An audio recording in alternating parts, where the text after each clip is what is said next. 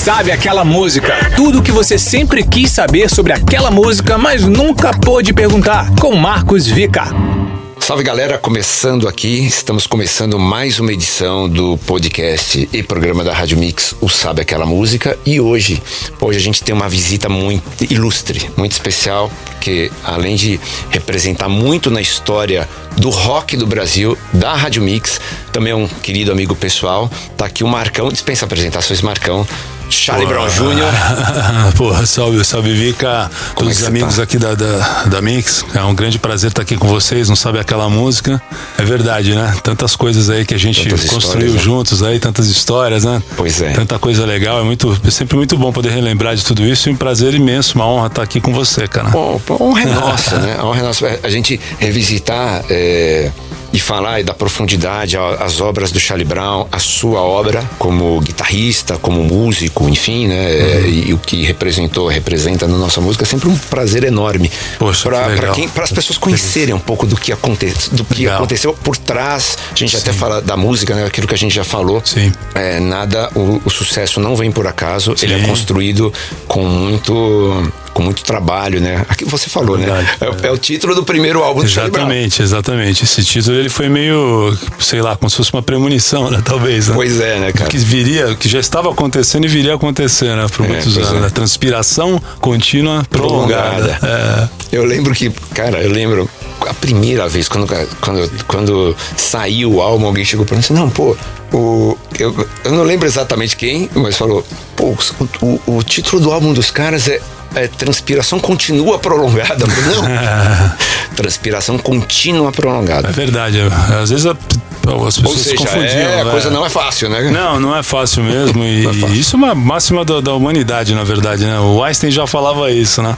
Pois é. E na verdade tem a inspiração, claro que é necessária, mas eu acho que 80% é transpiração. Não sei se é essa a proporção, né? Mas a gente sabe que sem ela também não acontece nada, né? Não acontece. Mas a gente vai falar aqui hoje, não sabe aquela música, de uma canção que não é do primeiro álbum, do segundo álbum do Charlie Brown, que é Zóio de Lula. Legal. Marcão, o que você lembra ali do começo, da gênese, do nascimento dessa música? Como é que veio? Vamos falar bem do comecinho mesmo, aquele riff inicial, a entrada. Legal. Pô, a música tem uma pegada que é reggaeada. É verdade. E foi o primeiro... Foi aquela música que pegou o Charlie Brown e depois de um primeiro álbum de sucesso, tinha o desafio do segundo álbum e essa música fez um crossover, foi pra todo lugar, enfim. Então vamos falar um pouquinho do início da música. Legal, Vika. É verdade, essa música, pra quem não sabe, ela foi o primeiro crossover assim do Charlie Brown, né? Foi a música que realmente tocou em todo o Brasil de uma forma simultânea, né? Desde o lançamento dela, atingiu números que até então a banda não tinha alcançado. E ela foi fruto de um trabalho que já vinha sendo feito desde o início, na verdade, né? Dessa fase da banda que todos conhecem já do Charlie Brown, né? Que tem essa linguagem do reggae, né? Que é uma das vertentes musicais marcantes, né? Do Charlie Brown, né? É uma banda que, aliás, isso é uma coisa interessante do Charlie Brown, que de ser uma banda multifacetada, né? Quer dizer, você tem coisas ali de punk rock, de ska, de reggae, que eram as inspirações de balada, de vocês, né? Que sempre foram as inspirações pessoais. Exatamente, pessoais. A gente gostava de botar um pouco de tudo nesse caldeirão, assim, das coisas que a gente curtia, né? Todo mundo ali na banda curtia mais ou menos a mesma coisa? Ou tipo, era que, pô, todo mundo curte os mesmos artistas, pô, legal? Tinha alguma diferença, assim? Como é que rolava isso? Legal. Então, a gente curtia muito, acho que 90% dos sons nós curtíamos juntos, né? Eram bandas que a gente tinha descoberto e a gente trocava muita ideia, a gente tinha muito tempo para isso nas viagens, né? Imagina, a gente passava boa parte do tempo num ônibus viajando, avião, hotel, então o barato era ficar escutando música bastante, assim, então rolava, vamos chamar de, sei lá, a gente pode chamar de intercâmbio, escuta esse som aqui, cara, pô, comprei esse CD, e olha que legal, tal. Então a gente foi descobrindo várias bandas que nos influenciaram. A gente sempre teve uma cabeça aberta, que eu acho que isso é um lance muito legal também. Sim. Que eu falo muito pra galera. É importante você às vezes não ser tão radical, né, meu? Porque o músico tem isso às vezes no início, né? De você ser mais bitoladão, mais radical. Então a gente sempre teve a mente muito aberta justamente para colocar todos esses elementos, né? E durante a criação para o segundo disco, né, para o Preço Curto Prazo Longo. Recapitulando, né, foi um disco que teve 25 faixas, né, 25 faixas. Até uma história engraçada, porque eu lembro que no começo a gravadora, quando a gente chegou com essa proposta, eles ficaram até meio preocupados, assim, mas 25 é muita... Não façam isso, é muita coisa, tal. Ficou uma coisa meio... Guarda um pouco, nos primeiros momentos, pra quê, né? Pra quê, tal. Mas a gente, não, é o nosso segundo disco, e todo segundo disco é um grande desafio. Ainda mais quando a banda já vem de um primeiro disco muito bem sucedido, fortíssimo, que foi o caso do nosso primeiro álbum, né? Que tinha ali, sucessos que a gente toca até hoje, né? O Proibida Pra Mim, Tudo Que Ela Gosta, tal. E, então nós preparamos um material bastante vasto, assim, para o Preço Curto Prazo Longo. Nós gravamos uma demo, a gente gostava de fazer isso, é muito legal, aliás, as bandas, né, que estão gravando aí, molecada que tá começando, né? Sempre você fazer uma pré dos discos, a gente tinha esse cuidado no Charlie Brown. Então daí surgiu a ideia, né? Na verdade... Uma pré é quando... Explicando para as pessoas, é quando a banda tá ali, começa a fazer os primeiros desenhos das músicas, gravando, testando, tá aqui, vamos ouvir o repertório, é isso, né? Exato, a gente fazia um trabalho, Vika, assim, na verdade, de compor as músicas, que a grande maioria surgiam, inclusive, no violão, porque era um instrumento que tava na mão, às vezes, no ônibus. Mais fácil, né? Em casa, mais fácil. Então, a grande maioria das músicas de Charlie Brown, né, rolavam assim, por esse viés começando pelo violão, e aí a gente, todos da banda compunham bastante. Isso que era muito legal. Isso então legal tinha demais. as músicas minhas, tinha as músicas do Thiago, tinha as músicas do Champignon, do Chorão, o Pelado também, apesar de ser batera, dava umas ideias legais também, fazia as músicas dele, então... Olha só, apesar de ser batera, eu como baterista, eu me senti... Apesar de ser batera, dava umas ideias legais. Não, muito. O Pelado, aliás, ele...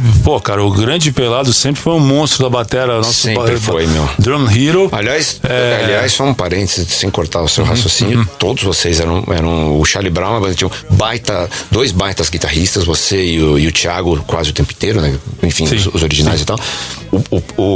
O Pelado, um baita batera, depois o Bruno, um baita batera. Sim. O Champs, né? Champs também, o Heitor Pinguim. Todos eles que passaram pela banda. Só grandes músicos. Exatamente, então eu acho que essa foi uma das grandes virtudes do Charlie Brown, assim, de você ter músicos muito engajados, né? Não só tocando bem seu instrumento, mas assim, compondo também, dando ideias. O Pelado foi um cara que abriu uma porta muito grande pra gente ter essa diversidade no som, né? Porque a bateria é um instrumento que, pra você poder, né, transitar entre reggae, punk rock, tudo isso, ska, o cara tem que ser bom, né? Tem que ser bom, meu. Então ele trouxe esse requinte, né, digamos, que casou muito bem. O fato de vocês todos serem grandes músicos, reconhecidos inclusive como grandes músicos e tudo, e ter e trazer para dentro da panela todas essas influências, isso ajudou a formar o DNA de Charlie Brown. Vocês tinham condição, inclusive técnica, para trazer pro som aquilo que vocês imaginavam, porque se você não tem grandes músicos, você fica limitado, né? Exatamente. Para essa proposta do Charlie Brown, eu acredito que sim, né? Porque era uma coisa bem diversa, assim, né? A gente transitava por várias vertentes, né? Que a gente já gostava, a gente escutava muito 311, Hanseed, e coisas antigas também, de Jimi Hendrix, Bite Boston, caramba, nossa, Voodoo Glow Schools, entendeu? Demais. Que animal, né, cara, assim, sabe? Além do lendário e clássico Suicide, que acho que foi a banda que foi a fonte que a gente mais bebeu ali, e inclusive tivemos a honra de, aproveitando essa deixa, a gente teve a honra de tocar com o Mike Moore, né, em 2019. A gente fez acho que uns 5, 6 shows com ele, né? Isso é demais, hein? E ele cantando os sons do Charlie Brown. Cara, então isso aí é a glória, né, cara? Aquela coisa ele foi em Santos, lá no meu estúdio, a gente ensaiou, tocamos o primeiro cover que o Charlie Brown tocou na história, se chama I Hate You Better, que é um som do Suicide, super bem, que é uma música que tocou nas rádios até. Sim, até uma música já faz muitos anos, mas na época era talvez uma das últimas coisas, ou perto das últimas coisas que o Suicide tinha lançado. É verdade. Então eu contei isso aí pra ele, ficou super feliz e tal. E muito legal escutar do cara, assim, quando ele vindo do Charlie Brown, ele, nota traços do DNA que legal, do Suicide, do Infectious Grooves também, que é uma banda que a gente ouvia muito. Então a gente trazia todos esses elementos, né? Que era uma característica também, eu acho, assim, dos anos 90, né? Tinha muito isso, né? E a Zóio de Lula, na verdade, ela veio através de um outro som. Numa das minhas demos, que eu mostrei pra eles, estão na banda, o pessoal, pô, legal, vamos tocar essa, selecionaram vários sons daquela minha demo, inclusive até por isso o álbum chegou a ter 25 faixas, porque teve muita coisa ali que o Chorão gostou, que tinha desde Confisco, Puxa Carro, A Grande Volta, Hoje de Noite, por aí vai. Tudo saiu da sua demo. Saiu, essas faixas sim, mas cada um contribuiu, tinha composição todo mundo. E uma das faixas lá, que ainda não tinha nome, era um ska desse, um ska rock, que era o groove do Zóio de Lula. Consegue mostrar pra gente aí? Sim. Só que era uma levada, era o mesmo groove de baixo praticamente, e era uma levada com o baixo fazendo o mesmo groove, né? Então tinha isso aqui, ó, vou fazer aqui com a boca o baixo, ó. O baixo fazia isso aqui, ó.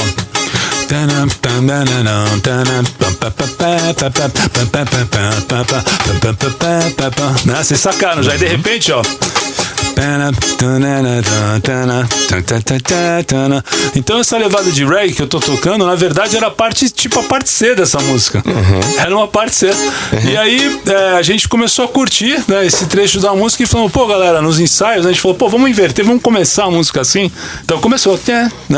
Não tinha letra, vocês estavam fazendo o som. O som, exatamente. Aliás, essa parte da construção, muita gente me pergunta assim, a grande maioria dos sons do Charlie Brown surgiam primeiro nas músicas, assim, das bases, dos riffs, depois vinha a letra, né? Era esse tipo de construção que a gente fazia. E a gente construiu o instrumental, o Chorão já com a caneta e o papel na mão no ensaio, já anotando ali os primeiros versos, né? Tirou a roupa, entrou no mar, pensei. Isso ia fazendo um ensaio. No ensaio. Vocês estavam montando a música ali, fazendo, gravando. Tá. Essa música, ela foi inclusive por esse processo, né? Dela começar através de um outro som e ir mudando, se formatando como ficou conhecida, ela foi bastante trabalhada no ensaio, né? Porque tinham vários sons da demo, dessas demos que eu comentei contigo, que elas ficaram exatamente como tá a demo. Só colocou a voz em cima, ele só colocou o vocal em cima com a letra e seguiu assim. Então a gente foi trabalhando, o Zóio de Lula foi uma música bastante trabalhada, partiu desse princípio, aí foram pintando os arranjos de guitarra, com aula, os dedilhados ali, com coros, o refrão, o riff, né?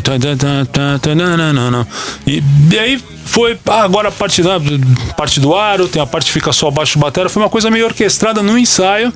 A gente trabalhou bastante, né, em cima dela, até que ela pegou esse formato que ficou no disco. Entendi. E a gente chegou para gravar o álbum, que foi produzido pelo Rick e pelo Tadeu, com ela totalmente já pronta, assim, né, totalmente formatada. E essas prés, né, que a gente estava falando, eram legais porque serviam justamente para isso, para você poder chegar no estúdio todo mundo sabendo o que vai fazer. Entendi. Né? Claro que dando aquele refinamento final, aquela polida, tal dos timbres e tudo mais, aquele capricho, né? Mas basicamente com a música pronta. Mas com a música pronta, assim. O mapa dela não tinha mais o que fazer. Não tinha o que fazer. E você falou que o Chorão, fui pegando ali. Essa música tem aquela coisa que virou super característica do Charlie Brown, que é meu escritório é na praia, eu tô sempre na área. Marcou muito a frase, né? Marcou, é verdade.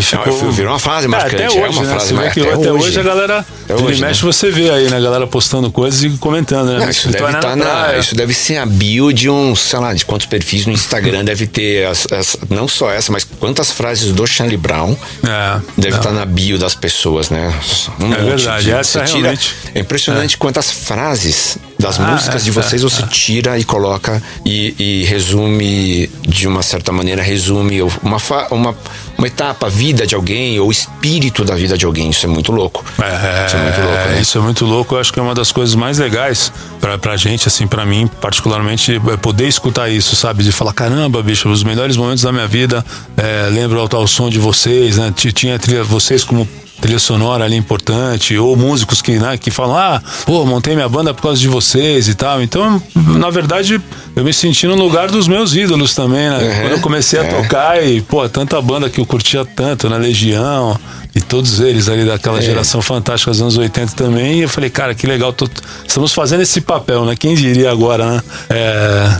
Isso é uma coisa que é construída, né? Aquela história da transpiração, uma coisa que você vai construindo com o tempo, disco após disco, né? É todo um processo, até a banda consolidar o público, até a banda, né? E o Charlie Brown, ele teve um crescimento meio Eu diria que gradativo, assim, porque começou muito bem, né? Só que ela foi cada vez mais, né? Assim, mas no Zóio de Lula, né? Realmente, cara, a gente viu que a gente virou uma página, assim, e escreveu uma página importante, né? Quando vocês